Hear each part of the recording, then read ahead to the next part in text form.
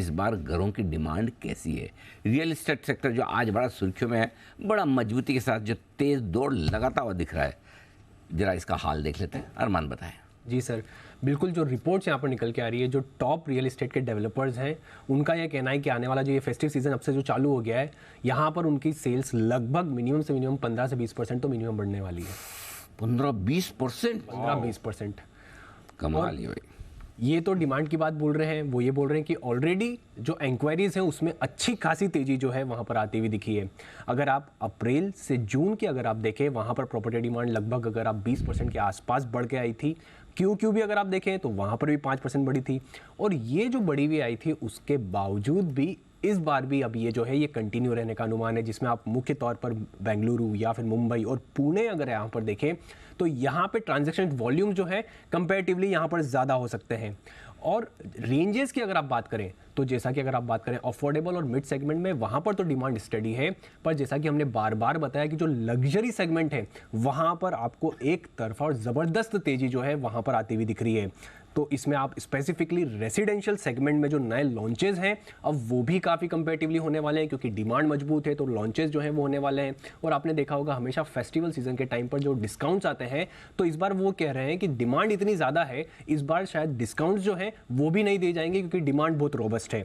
और अगर आप कई कंपनियों के अर्निंग्स कॉल या मैनेजमेंट्स को अगर आप सुने भी सही, तो ये चीज़ क्लियर आ रही है, क्योंकि उनके जो नए लॉन्चेस हैं उनकी डिमांड भी बहुत अच्छी आ रही है, जो लग्जरी प्रोजेक्ट्स हैं। और क्योंकि डिमांड बहुत अच्छी आ रही है तो जो फेस्टिवल सीजन है उसमें जो डिस्काउंट्स हैं वो भी नहीं देने वाले हैं। डिस्काउंट भी नहीं देंगे? बिल्कुल, कोई और भी आपको ऑफर्स नहीं मिलने वाले हैं? बिल्कुल। और सेल्स आप कह रहे हैं 15 से 20% बढ़ने वाली है। ये अक्रॉस इंडिया या मेट्रोज में या सिटीज में? ये इन जनरल अक्रॉस इंडिया है, पर स्पेसिफिकली अगर आप बात करें जो लग्जरी प्रॉपर्टी सेगमेंट में, उसमें तो ओवरऑल अच्छा है ही सही। तो दिख ही रहा है। जैन साहब, इतनी जबरदस्त डिमांड सर?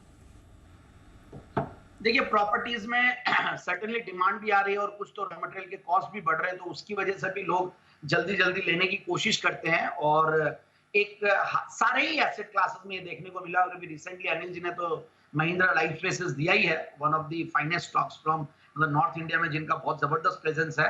तो मुझे ऐसा लगता है कि डीएलएफ है, इनफैक्ट जबरदस्त चल ही रहा और आज अपने आईपीओ प्राइस के ऊपर निकल गया। मुझे याद है 2007 में जो आईपीओ मार्केट में जो धूम मची थी वो डीएलएफ की लिस्टिंग के बाद मची थी, और उसके बाद बहुत बड़ा, इनफैक्ट 2008 में बहुत सारे आईपीओ है, और रिलायंस पावर ने ठंडा किया था, बट डीएलएफ से शुरू हुआ था। सो वी रिमेंबर स्टिल, उस टाइम में भी एक जबरदस्त डिमांड अकाउंट्स का वो चला था। सो रियल एस्टेट स्टॉक्स की अगर हम बात करें, बैक टू रियल एस्टेट, तो ये स्टॉक्स चलेंगे। और बहुत सेक्टोरल रोटेशन भी हम देख रहे हैं। जब बुलिश मार्केट्स रहते हैं तो जनरली सेक्टोरल रोटेशन दिखता है, एक के बाद एक सेक्टर चलते हैं।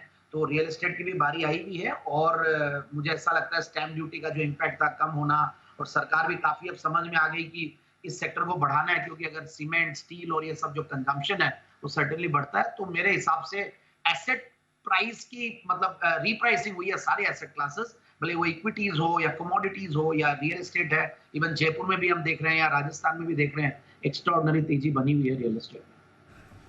ओके, तो यह है आपके लिए रियल एस्टेट। अभी डीएलएफ की हम बात कर ही रहे थे और पूरे अक्रॉस रियल एस्टेट स्पेस आपको जबरदस्त मूव आती हुई दिख रही है।